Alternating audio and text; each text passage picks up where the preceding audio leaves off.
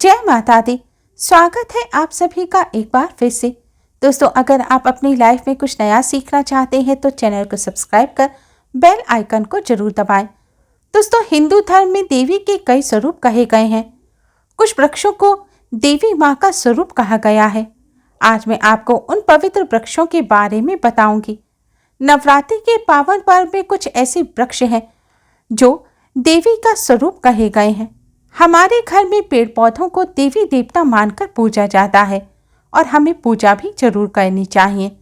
Science भी कहता है कि पेड़ पौधे मनुष्य को फ्री में प्राण वायु प्रदान करते हैं और पेड़ पौधे हमें ऑक्सीजन देते हैं। हमारे कार्बन डाइऑक्साइड जो होता है, जितनी भी नेगेटिविटी होती है, जो नकारात्मक ऊर्जा होती है, उसे वह ग्रहण कर लेते हैं और हमें ताजगी प्रदान करते हैं। पेड़ पौधे स्वयं धूप में जलते हैं और हमें छाया प्रदान करते हैं।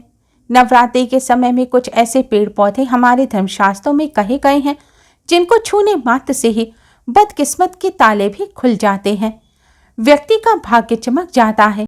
हमारे शास्त्रों में पेड़ पौधों को बहुत गुणकारी कहा गया है। अनेक बीमारियों का उपचार भी पेड़ पौधों में छुपा होता है, जड़ी बूटियों में छुपा होता है। और भगवान श्री कृष्ण ने गीता में स्वयं कहा है कि वृक्षों में मैं स्वयं पीपल का वृक्ष हूँ। पीपल के वृक्ष को वृक्षों का राजा कहा जाता है क्योंकि पीपल वृक्ष की आयु सबसे ज्यादा होती है। आज की वीडियो में मैं आपको बताऊंगी ऐसे वृक्ष के बारे में जिसे नवरात्रि के समय में छूना कल्याणकारी होता है, मंगलकारी होता है। इस वृक्ष को अगर आप छू लेते हैं तो आपकी सभी प्रकार की परेशानियां, सभी प्रकार के कष्ट दूर हो जाते हैं, खास करके नवरात्रि के समय में। नवरात्रि के समय को शक्ति का पर्व कहा जाता है। शक्ति का पर्व क्यों कहा जाता है? क्योंकि इस समय सभी अचेतन जो वस्तुएं होती हैं वह चेतना युक्त हो जाती हैं। अर्थात इस समय में जो शक्ति हमारे धरती लोक में आ जाती है, नवदुर्गा को क्या बोलते हैं? शक्ति बोला जाता है। माता रानी नवरात्रि में इस धरती पर आती हैं तो जितने भी पेड़ पौधे, जीव जंतु हैं, चल अचल सभी प्रकार की वस्तुएं हैं, उन सभी में प्राण आ जाते हैं। सभी में माता रानी की शक्तियां निहित हो जाती हैं। सभी शक्तियां, सभी चीजें जागृत हो जाती हैं।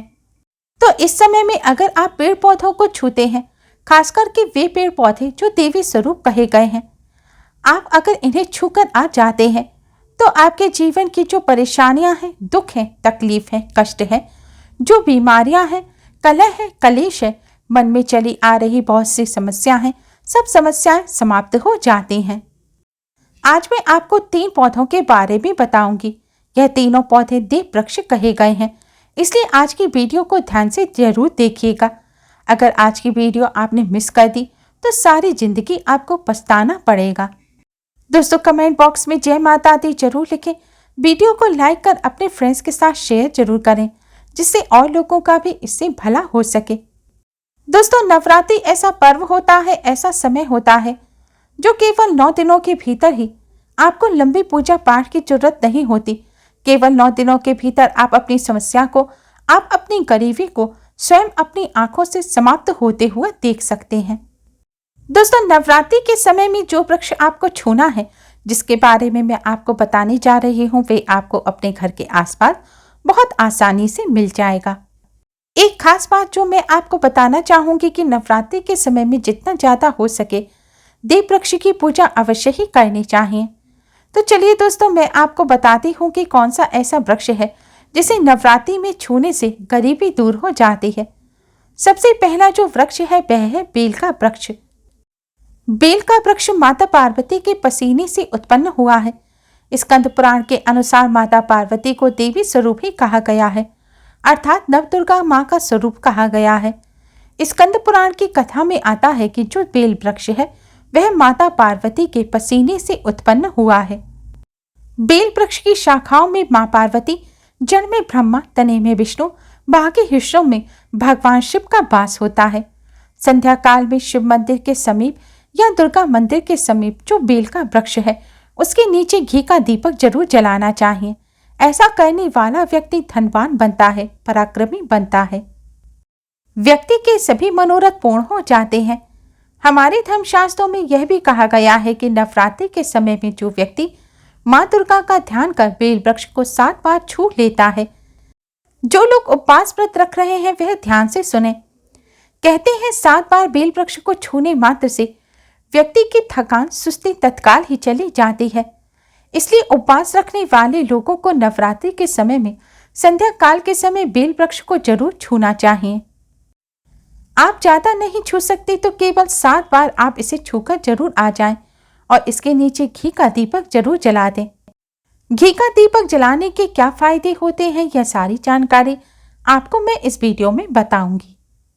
दोस्तों, उपवास करने से, व्रत करने से हमारे शरीर में थकान आ जाती है, शरीर में ऊर्जा की कमी होती है। आध्यात्मिक ऊर्जा तो प्राप्त होती है लेकिन शारीरिक ऊर्जा की कमी हो जाती है। ऊर्जा को बरकरार रखने के लिए बेल के पेड़ को जरूर छूना चाहिए। दोस्तों, अनेक महात्मा तो बेल के पत्ते खाकर तपस्या करते हैं। धर्मशास्त्रों में बताया गया है कि बेल के पत्ते खाकर अगर तपस्या की जाए, मंत्र जाप किया जाए तो सिद्धि मिलती है। अगर आप भी सिद्धि प्राप्त करना चाहते हैं तो बेल के पत्ते खाकर मंत्र जाप करें, ऐसा करने से सिद्धि मिलती है। बेल के पेड़ के नीचे दीपक भी जरूर जलाएं। सिद्धि का मतलब होता है कार्य में सफलता। जिस व्यक्ति को लंबे समय से कार्य में सफलता नहीं मिल पा रही है, उन्हें नवरात्रि के दिनों में जितने भी दिन हो सके, आपको जिस भी समय मिले या फिर शाम के समय, आप बेल के पेड़ के नीचे घी का दीपक जरूर जला देना।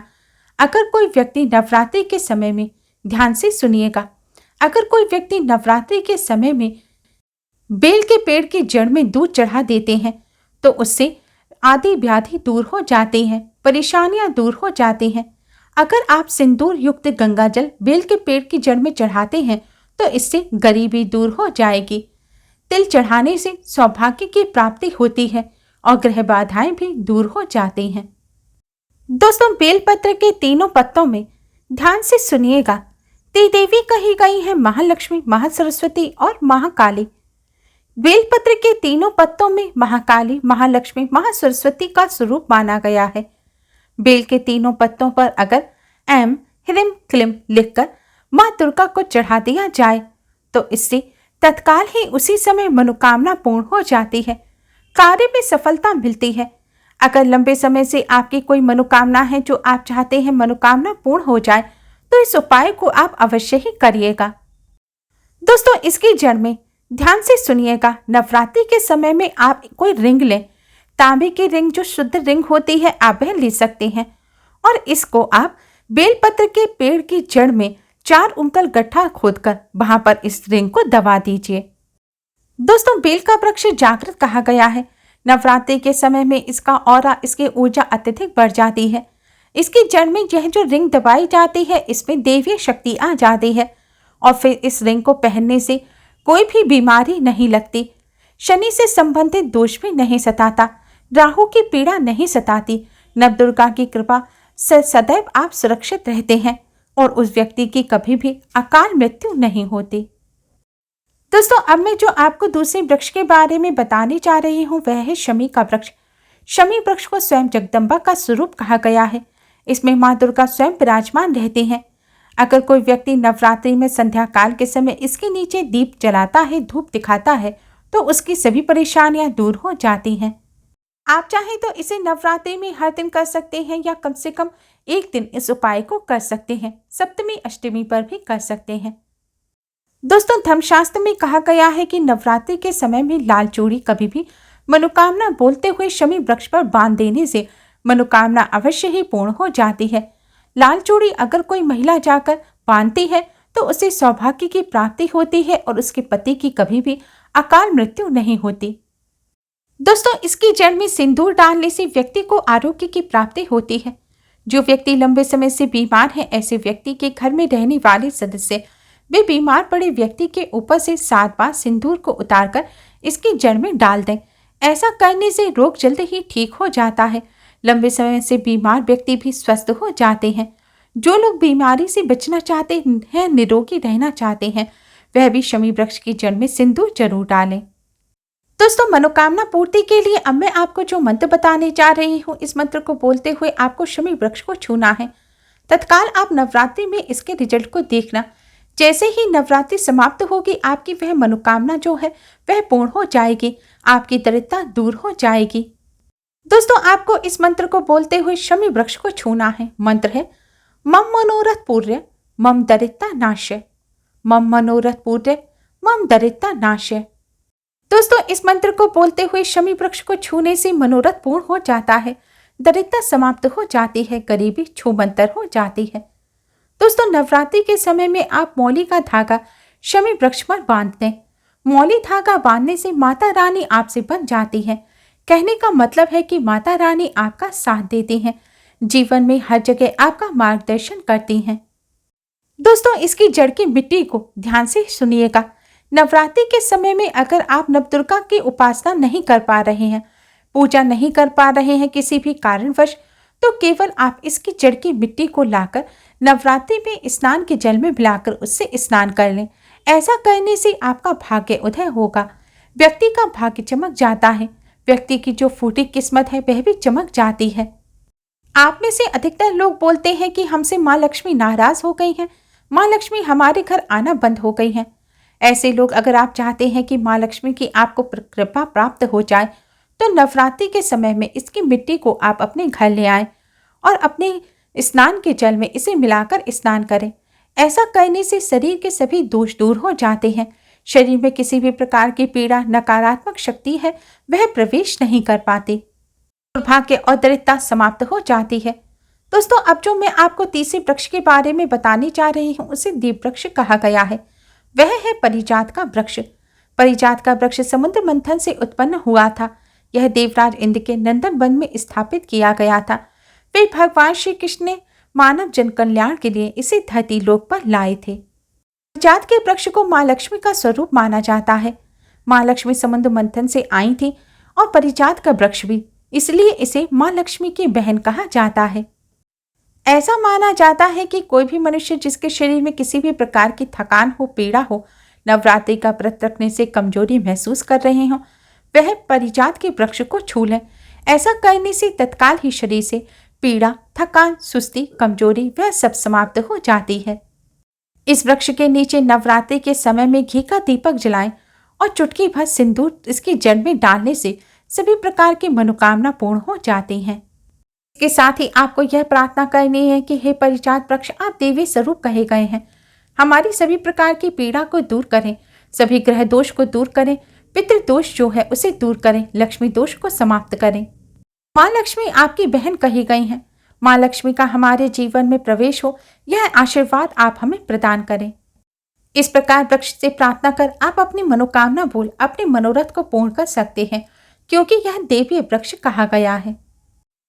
दोस्तों, अगर आप जल्दी धनवान बनना चाहते हैं, अगर आपके जीवन में कोई कामना है जो अधूरी रह गई है, तो हमने जो आपको 3 वृक्ष बताए हैं, इन्हें नवरात्रि के समय में छूना शुरू कर दें। अगर आप इन तीनों वृक्षों को छू लेते हैं, ध्यान से सुनिएगा, ऐसे व्यक्ति का कार्य सफल होने से, ऐसे व्यक्ति की मनोकामना पूर्ण होने से दुनिया की कोई भी शक्ति नहीं रोक पाएगी। कामना पूर्ति के लिए, कार्य में प्रगति के लिए, अपनी किस्मत को चमकाने के लिए, भाग्य को जगाने के लिए नवरात्रि में यह उपाय जरूर करिएगा। नवरात्रि में यह उपाय सोने पर सुहागा होगा। यह आपकी जिंदगी को संवार देगा, आपकी जिंदगी की परेशानियों को दूर कर देगा। उम्मीद है दोस्तों आपको यह जानकारी पसंद आई होगी। माता रानी की कृपा प्राप्त करने के लिए कमेंट बॉक्स में जय माता दी जरूर लिखें और वीडियो को लाइक कर अपने फ्रेंड्स के साथ शेयर जरूर करें। Thanks for watching. जय माता दी।